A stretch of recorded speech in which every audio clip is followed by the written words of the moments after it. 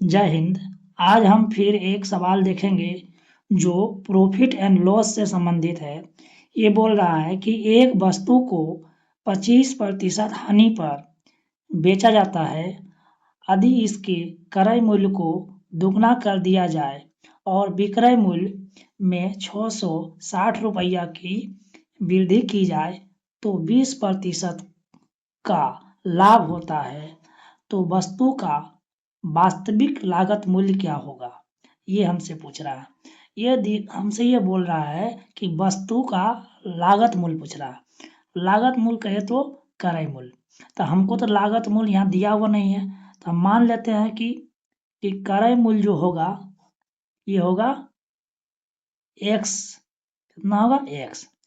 अब ये कह रहा है कि क्रय मूल्य पर 25% हानि पर बेच दिया जाए, तो ये विक्रय मूल्य हो जाएगा। क्या हो जाएगा? ये विक्रय मूल्य।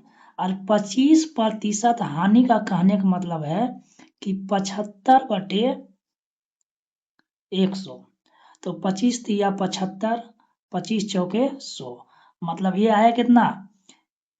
3/4, मतलब 3/4।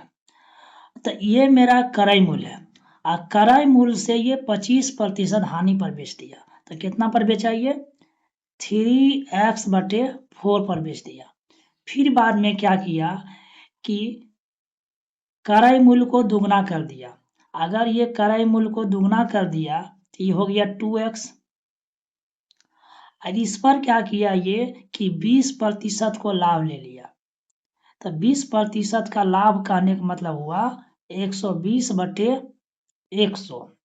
तो इसको कटाएंगे तो 20 छक 20 और 20 बचे 100, मतलब ये जो मेरा हमको निकल के आया है, देखेंगे इसको तो 6/5, तो ये 6/5 आया। तो विक्रय क्रय मूल्य को दुगना करके 6/5 20% लाभ हुआ, तो ये क्या 6/5 से इसको गुना कर देंगे, तो अब जो मेरा ई भी आया विक्रय मूल्य, तो विक्रय मूल्य को हम SP लिखते हैं। तो मेरा पहला विक्रय मूल्य आया 3/4/x है ना, और दूसरा विक्रय मूल्य आया 2x गुना 6/5, तो इसको अगर गुना करेंगे तो ये होगा 12x/5 आया।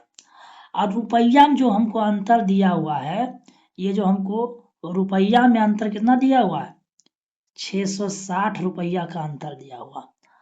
अब इसको निकाल लेते हैं कि 12x/5 माइनस 3x/4, और रुपया में अंतर कितना हुआ? 660 का।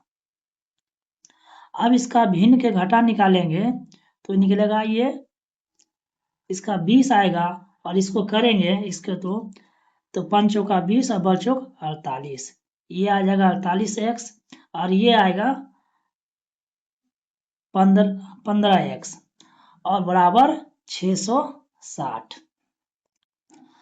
अब जब इसको घटाएंगे 48 में 15, तो ये आएगा 33x/20 और बराबर 660। अब 33 से इसको भगा देंगे तो ये 20 दान में कटेगा, और 20 गुना 20 गुना करेंगे तो यही मेरा ये लागत मूल्य हुआ। x बराबर जो माने थे कितना आया? 400।